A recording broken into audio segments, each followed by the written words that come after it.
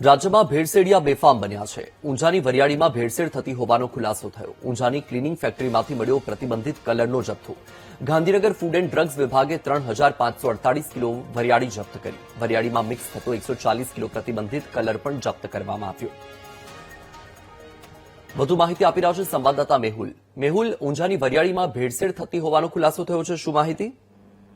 બિલકુલ વત્સલ, વાત કરવામાં આવે તો ઊંઝામાં ફૂડ એન્ડ ડ્રગ્સ વિભાગના ગાંધીનગર યુનિટ દ્વારા ફ્લાઇંગ સ્ક્વોડ જે છે તેના દ્વારા દરોડા પાડવામાં આવ્યા હતા। ત્યાં એક ગણેશ જે બિલ છે તેની અંદર જે દરોડા પાડવામાં આવ્યા તેની અંદર પ્રતિબંધિત કલરનો જથ્થો જપ્ત કરવામાં આવ્યો છે જે વરિયાળીની અંદર ભેળસેળ કરવામાં આવતો હતો।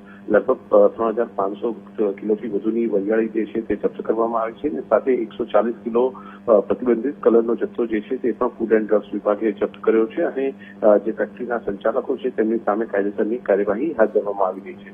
મહત્વપૂર્ણ છે કે ગઈકાલે પણ સાબરકાંઠાના તલોદની અંદર જે માવો બનાવવામાં આવતો હતો તેની સામે કાર્યવાહી કરવામાં આવી હતી અને જે ફેક્ટરી જે છે તે પણ સીલ કરીને કાર્યવાહી થઈ હતી। સતત બીજા દિવસે ફૂડ એન્ડ ડ્રગ્સ વિભાગના ગાંધીનગર યુનિટના જે દરોડા છે તેમાં પ્રતિબંધિત કલરનો જથ્થો ઝડપાયો છે। જી, માહિતી બદલ આભાર મેહુલ।